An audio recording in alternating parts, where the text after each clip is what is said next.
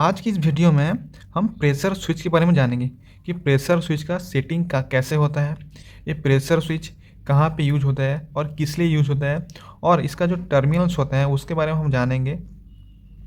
और हम जानेंगे इसका सेटिंग कैसे करना है। ओके, सेटिंग कैसे करते हैं ये बहुत इंपॉर्टेंट है, और कहाँ पे यूज होता है ये भी बहुत इंपॉर्टेंट है। ओके, देखिए इस तरह का एक प्रेशर स्विच है मेरे पास, जो डेनफोस कंपनी है, उसका ये ब्रांड है। ओके, ये मतलब ये जो प्रेशर स्विच है ये लगभग हर कंप्रेसर में यूज़ होता है। जो भी हम लोग का रेसिप्रोकेटिंग कंप्रेस होता है वहाँ पे यूज होता है, और जो भी हम लोग का वाटर लाइन होता है, प्रेशर लाइन होता है, ये उस जगह पे ये इस टाइप का जो भी प्रेशर स्विच है ये यूज होता है। देखिए सबसे पहले हम जानते हैं प्रेशर स्विच यूज करने का क्या फ़ायदा है। ओके, देखिए प्रेशर स्विच जो होता है ये क्या करता है कि जो भी हम लोग कंप्रेसर होता है या फिर किसी वो पंप लाइन जो होता है हम लोग का पानी लाइन, वो क्या कहता है कि अगर उसमें ज़्यादा प्रेशर हो जाए, अगर ओवर प्रेशर हो जाए, ओवर प्रेशराइज हो जाए, या फिर कंप्रेसर का जो रिसीवर टैंक है वो ओवर प्रेशराइज हो जाए, इसमें क्या सेट पॉइंट दिया जाता है। हम लोग इसमें सेट पॉइंट सेट कर सकते हैं कि हमको इतना प्रेशर चाहिए, मतलब इतना केजी प्रेशर चाहिए, उतना में बंद हो, और बंद होने के बाद या फिर जब प्रेशर लो हो या प्रेशर कम हो तो वो वापस से हमारा जो मोटर है, जो कंप्रेसर है, वो स्टार्ट हो जाना चाहिए, यानी ज़्यादा प्रेशर में बंद हो, कम प्रेशर में वापस से चालू हो जाए। इसलिए हम लोग ये प्रेशर स्विच का हम लोग यूज लेते हैं। ओके, समझ गए। मान के चलिए ये हमारी कंप्रेसर है। इंस्टॉल कैसे होता है वो भी समझा देता हूँ मैं आपको। मान के चलिए हमारे पास एक कंप्रेसर की एक रिसीवर, आप रेसिप्रोकेटिंग कंप्रेसर देखे होंगे, मैं साइड में वीडियो में लगा दूँगा, आप देख लेंगे। ये हमारी मान के चलिए रेसिप्रोकेटिंग एक कंप्रेसर हो गई। ओके, ये रिसीवर मान के चलिए, ये रेसिप्रोकेटिंग कंप्रेसर की ये क्या है कि फिर रिसीवर टैंक होगी, उसके ऊपर जस्ट ऊपर इस तरह से ये प्रेशर स्विच का इंस्टॉल होता होगा। देखिए इस तरह से यहाँ यहाँ पे ये प्रेशर स्विच लगी हुई है इस तरह से, प्रेशर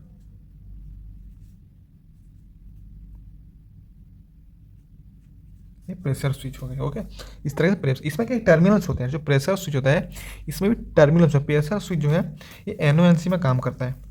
एक बात और बात, ये प्रेशर स्विच जो है NO और NC में काम करता है। NO मतलब नॉर्मली ओपन, ओके, NC मतलब नॉर्मली क्लोज।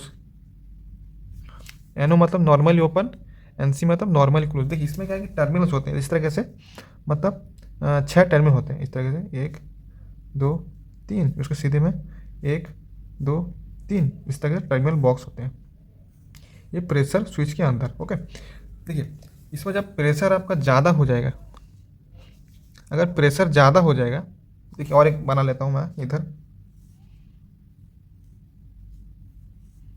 1 2 3, 1 2 3, एक को मैं NC कर देता हूँ, एक को मैं NO कर देता हूँ। देखिए टर्मिनल तो एक ही है, मतलब इसके ये जो प्रेशर स्विच है इसमें एक ही टर्मिनल होगा, मतलब ये NO में काम करता है, NC में काम करता है, इसलिए मैं दो करके आपको समझा रहा हूँ, सिर्फ समझाने के लिए बना रहा हूँ। देखिए NC जब होगा, देखिए NC जो है वो इस तरह से होगा, मतलब इस तरह से ये क्लोज होगा आपस में। देखिए इस तरह से ये आपस में क्लोज होगा NC। ठीक है, NO जो है इस तरह से होगा।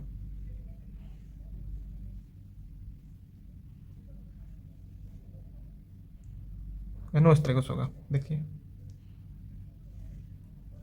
NO कॉन्टैक्ट जो है इस तरह से होगा, NC कॉन्टैक्ट इस तरह से। देखिए जब आपका कंप्रेसर में प्रेशर हाई हो जाएगा, यहाँ पे क्या सेट पॉइंट होता है, मैं भी आपको समझाऊंगा। देखिए यहाँ पे समझा देता हूँ, चलिए। देखिए यहाँ पे क्या है, इसके ऊपर क्या है, यहाँ पे स्क्रू लगी है। देखिए यहाँ पे देख सकते हैं आप, इस पर दिखा देता हूँ। यहाँ पे देख सकिए 2 स्क्रू लगी हुई है, यहाँ पे सॉरी, यहाँ पे देखिए 2 स्क्रू लगी हुई है। देखिए यहाँ पे एक, यहाँ पे एक, सेंटर जो स्क्रू है इसमें प्लेट लगी है, दोनों को लॉक करने लग, समझ गए। देखिए यहाँ पे एक स्क्रू है, यहाँ का एडजस्टेबल स्क्रू है, यहाँ पे एडजस्टेबल स्क्रू है। जो बीच में स्क्रू है ये दोनों स्क्रू जो है उसको लॉक करने लगा, यानी कि एक बार स्क्रू प्लेट लग जाए बाद में इसको कोई डिस्टर्ब ना करे, इसलिए प्लेट लगी हुई है। यहाँ पे लॉक है, ये लॉक प्लेट है, ये लॉक प्लेट है। उस पहले आप क्या करेंगे, ये जो प्लेट है इसको निकालेंगे, स्क्रू को खोल करके प्लेट को निकालेंगे आप पहले। ओके, उसके बाद क्या करना है, देखिए उसके बाद क्या, यहाँ पे देखिए 2 रेंज है, यहाँ पे एक रेंज है, यहाँ पे दिखा देता हूँ आपको, इस तरीके से एक रेंज होती है, एक रेंज होती है और एक